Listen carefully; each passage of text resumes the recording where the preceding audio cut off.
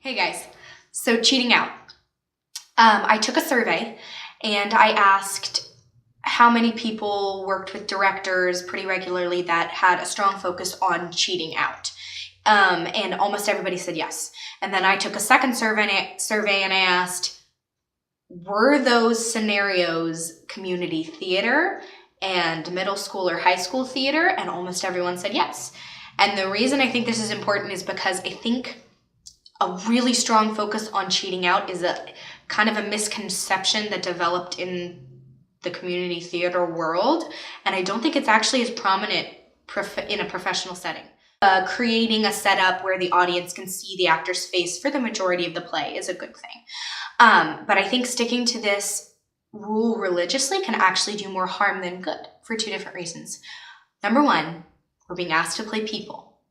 Even if our character is a little crazy or larger than life or the scenario is crazy, we still have to be believable in that scenario and in that character so that we can sell it to the audience, so that they can buy into our story and really enter into the character's journey and things like that.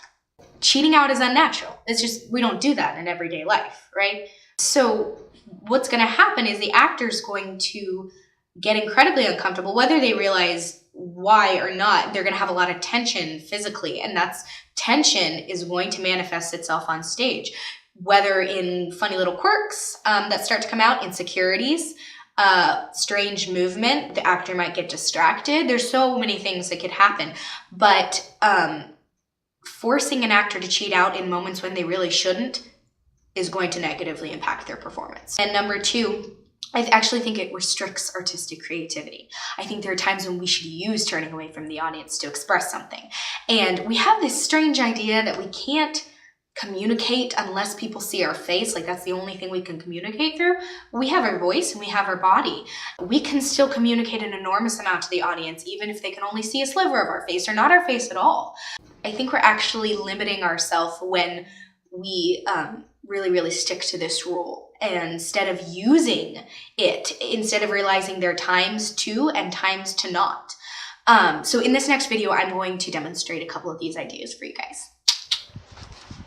So, have you guys ever been to a production, seen a production, or been in a production where someone was supposed that you could, like their stage direction was to move upstage and they walked backwards? Maybe they're supposed to sit down and they're like, yeah, okay. No. People don't walk backwards to do anything unless they're being cornered by a tiger or something. That would be a scenario when you just turn around.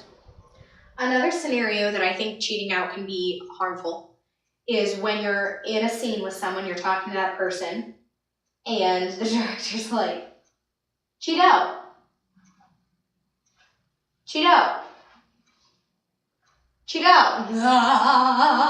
Because nobody talks like this, right? Nobody talks like this. When do we talk like this? No, don't talk like this.